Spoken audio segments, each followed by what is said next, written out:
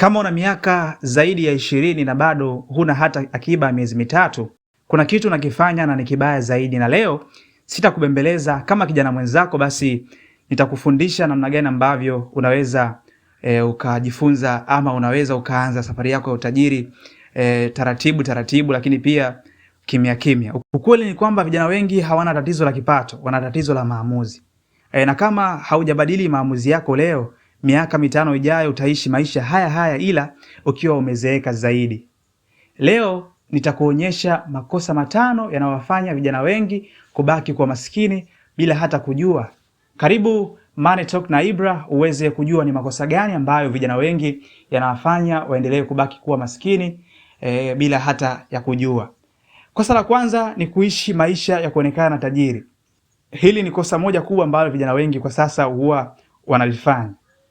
Mtu anaamua tu kuamka kwenda TikTok ama Instagram kuonesha kuwa yeye ana uwezo mkubwa pengine wa kifedha ama mavazi mazuri, lakini ukirudi kwenye uhalisia wa maisha ili aangalie ficha yake ya baadaye atakuwaje, bado hajajua ni namna gani anaweza akajitengeneza. Mara nyingi unakuta mtu anaingiza pesa nzuri tu, lakini kila weekend basi pesa hizo huwa zinaishia tu zinaishia sehemu zile ambazo ni za starehe, lakini anashindwa kujenga utajiri wake kimya kimya taratibu, akiamini labda pengine pesa ama utajiri ni watu ambao wana pesa nyingi. Lakini nikwambie tu ukweli kuwa tajiri wa kweli hajionyeshi kwa nguvu, anajijenga kimya kimya. Maskini ndo mara nyingi huwa ananunua vitu vya kuonekana, lakini tajiri ananunua zile asset ambazo zitamfanya leo awe bora na kesho pia awe bora. Lakini swali ni kwako kijana, unanunua vitu vya kuongezea thamani au vya kukupa sifa za muda mfupi? Kosa la pili kwa kijana ambaye kosa la pili ambalo vijana wengi huwa wanalifanya na kuendelea kubaki kuwa maskini ni kukosa nidhamu ya fedha. Hapa tunazungumzia watu ambao wanapata pesa lakini hawawezi kuitunza pesa hiyo na kuwekeza kwenye maeneo ambayo ni sahihi. Mara nyingi unakuta mtu labda pengine anapata shilingi 300,000 kwa kila mwezi, lakini 300,000 hiyo mara baada ya mwezi kuisha, ukimuuliza umeifanyia matumizi gani, basi hajui. Na hata ukimuuliza labda pengine una bajeti ambayo inakufanya wewe uishi kila mwezi kwenye chini ya kipato cha kiasi gani, pia ukimuuliza kwenye swala kama hilo, yeye hajui wala hana hiyo budget. Lakini pia nikwambie tu kama kijana, kama huwezi kudhibiti shilingi 50,000 leo, huwezi kudhibiti milioni 5. Utajiri hauanzi na pesa nyingi, unaanza na nidhamu. Kuna watu ambao wanaamini kwa labda pengine utajiri ni kitu ambacho kinakuja tu from nowhere, lakini ukweli ni kwamba utajiri unaandaliwa. Utajiri ni nidhamu. Utajiri unahitaji maandalizi ya kutosha, lakini pia unahitaji utulivu na uvumilivu. Hakuna tajiri ambaye ameanza tu hivi hivi kuamka tu kupata pesa na kuwa tajiri. Matajiri wengi huwa wanaanzia chini, lakini pia wanatengeneza kile kitu ambacho kitawafanya wao waendelee kuwa stable, nikimaanisha wanawekeza sehemu mbalimbali. Lakini nikwambie tu kosa la 3 ambalo vijana wengi wanalifanya na kuendelea kubaki kuwa maskini ni kutegemea chanzo kimoja cha mapato. Hapa sasa tunarudi kwenye maisha ya kawaida ambayo vijana wengi huwa tunayaishi. Unamkuta mtu ana kibanda chake cha wakala ama ana sehemu ya kuchomea mahindi, lakini hiyo sehemu inamuingizia fedha. Je, ni jinsi gani hiyo pesa anaweza kaitoa kwenye kibanda cha wakala ama kwenye sehemu ya mahindi na kuihamisha sehemu nyingine? Hapo ndo kwenye mtihani. Sasa kama kijana, nimekuandalia darasa hili uweze kulifuatilia ili ujue namna gani ambavyo unaweza kutoka kwenye kibanda cha wakala ama kibanda cha kuchomea mahindi na kuja kuwa na uwezo mkubwa kwenye swala la kiuchumi, kwa sababu hakuna mtu ambaye matajiri wengi ambao wapo kwa sasa ambao unawaona wewe umewashuhudia walianzia chini, lakini walikuwa na nidhamu ya fedha na kuhakikisha kile ambacho kinapatikana basi kinaenda sehemu sahihi.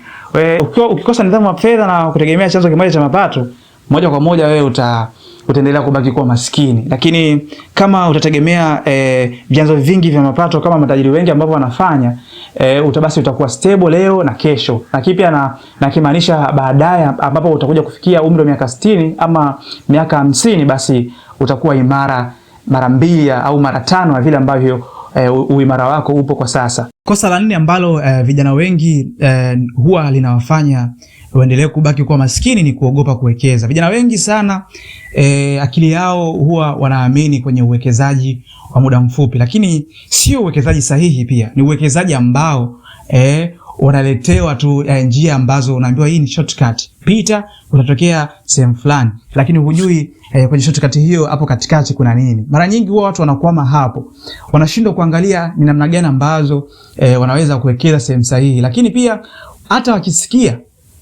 wakisikia fursa kama hizi za uwekezaji ambazo zinatokea kama serikali ikitangaza pengine ama zikiwa ziko official, mara nyingi huwa hawazingatii, kwa sababu ni fursa ambazo zinatengeneza utajiri kidogo kidogo. Na vijana wengi wa kisasa mara nyingi huwa wanaamini kutengeneza pesa kwa kutumia njia ya kimya kidogo kidogo basi ni kujichelewesha. Ndio maana unakuta vijana wengi kwa sasa wanaamini kwenye application za kubeti ndio sehemu sahihi ya kuwekeza kwao. Lakini kama kijana ambaye akili yako sasa inaamua kufunguka, njia ya kubeti sio njia sahihi ambayo itakufanya wewe uje kuwa tajiri, kwa sababu mwenye biashara ama mwenye kampuni ya kubeti sasa ni mtu ambaye ameanzisha kampuni hiyo kwa lengo la kujitengenezea utajiri, lakini sio kwa lengo la kupata hasara. Sasa kama kijana, zipo sehemu sahihi ambazo unapaswa kuwekeza na ili uweze kuwa tajiri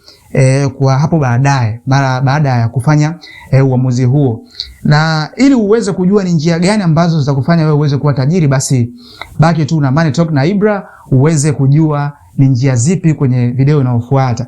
Lakini kwenye kuogopa kuwekeza hapa, vijana wengi pia huwa wanaogopa kuchukua pesa yao na kuingiza kwenye biashara ama kwenye uwekezaji wowote ule ambao unatija, wakiamini kuwa labda pengine pesa yao akichukua kama akiba pengine ya biashara ya kuuza miogo ama biashara ya kuuza genge, akiwekeza kwenye biashara nyingine ambayo labda pengine ni partnership ama ni kampuni fulani ambayo imeuza hisa zake, huwa wanawaza pengine kampuni hiyo ama partnership hiyo inaweza ikafa. Lakini tajiri yoyote yule ambaye unamwona sasa hivi amesimama kuwa tajiri, basi ni risk taker. Yani ni mtu ambaye anamfanya maamuzi magumu ambayo yanaweza kumfelisha ama yanaweza kumtajirisha. Lakini asilimia kubwa yapo kwenye utajiri na sio kwenye kufeli, kwa sababu tathmini huwa zinapangwa kabla ya kufanya shares kwenye biashara. Ukimwona mtu yote ambaye ama ukiona taasisi yote ambayo imeidhinishwa na serikali kuwekeza, basi wewe wekeza kama kijana, kwa sababu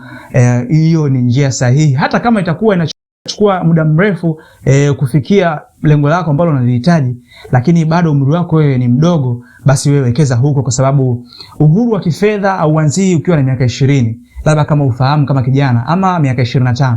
Uhuru wa kifedha utaupata pale ambapo umeshafikisha miaka 50, kwa sababu tayari utakuwa na familia, lakini pia hapo umri wako tayari huo umechoka. Kwa hiyo unahitaji fedha ambayo itakuwa inakutumikia wewe, lakini sio wewe kutumika ili upate fedha.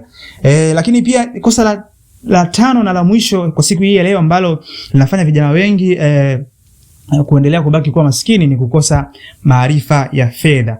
Kama ambavyo tunafahamu, shule zetu sisi huwa zinatufundisha kutafuta ajira, lakini haitufundishi kutengeneza mali na utajiri. Kama ambavyo unafahamu, ambavyo unaona ukiwa umeanza ukiwa shule ya msingi, unapoulizwa unataka kuwa nani, unataka kuwa mwalimu, lakini tu ukweli ni kwamba sio kwamba labda ni ndoto mbaya, lakini kwenye uhalisia wa maisha huwezi kuajiriwa kwenye kipato kidogo ambacho kitakufanya wewe uendelee kuishi wewe kama wewe tu, au ukiongeza tu familia kidogo basi utakwama. Huwezi kufikia lengo la kuwa tajiri. Kitu ambacho unapaswa kufanya kwa sasa, kama upo kwenye biashara, basi baki kwenye biashara, jitahidi kutafuta mawazo mazuri, kutafuta elimu ambayo itakufanya wewe uendelee kuwa bora zaidi kwenye swala la kiuchumi.